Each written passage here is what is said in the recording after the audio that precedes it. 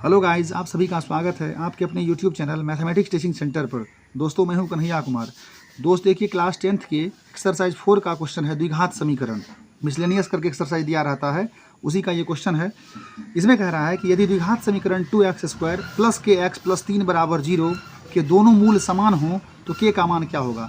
पहले दोस्त, द्विघात समीकरण का जो दो गो मूल होता है अर्थात रूट्स होता है वो होता है अल्फा और बीटा। वही दोनों आपस में क्या है, बराबर है। अल्फा बीटा दोनों बराबर होता है वैल्यू कब, जब इसका डिस्क्रिमिनांट जो होता है अर्थात विवेचक, उसको हम लोग विविक्त कर भी कहते हैं, वो जब होता है 0 के बराबर। इसका मतलब हो गया कि d = 0 वाले कंडीशन में दोनों उसका क्या होगा, दोनों का जो वैल्यू होता है अर्थात मूल होता है वो आपस में क्या होता है, समान होता है, इक्वल होता है। ठीक है, तो देखिए यहाँ है समीकरण क्या, 2x² है + kx है + 3 = 0 है। बताइए दोस्त, यहाँ पहले a बराबर कितना होगा, 2 होगा। b का रोल कितना कर रहा है, x का कोफिशिएंट होगा गुणांक k है, और c बराबर कितना है, 3 है।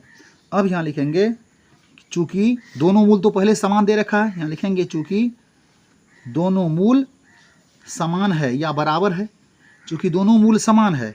बताइए दोस्त, दोनों मूल समान होता है कब, जब d = 0 होता है तब। ठीक है, चूंकि दोनों मूल समान है इसीलिए d = 0। दोस्त, d = 0 होने का मतलब हुआ कि b² - 4ac = 0। जब यहाँ हम लोग देखें तो -4ac का साइड चेंज करेंगे तो b² = 4ac हो गया।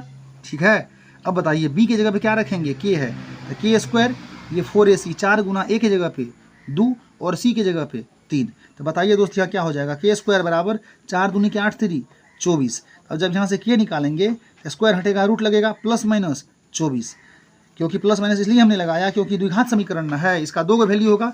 क्योंकि किसी भी समीकरण, किसी भी इक्वेशन का जो सॉल्यूशन होता है उसका हल होता है उस समीकरण में जो वेरिएबल क्वांटिटीज होता है, चर राशि होता है, उसके मैक्सिमम पावर पर निर्भर करता है। यानी किसी भी समीकरण का उच्चतम घात जितना होगा उस समीकरण का उतना ही हल होगा। तो द्विघात समीकरण का स्टैंडर्ड फॉर्म क्या होता है क्वाड्रेटिक इक्वेशन का, ax² + bx + c = 0। स्क्वायर न है इसलिए इसका दो वैल्यू होता है। बताइए, प्लस माइनस तो रहेगा ही।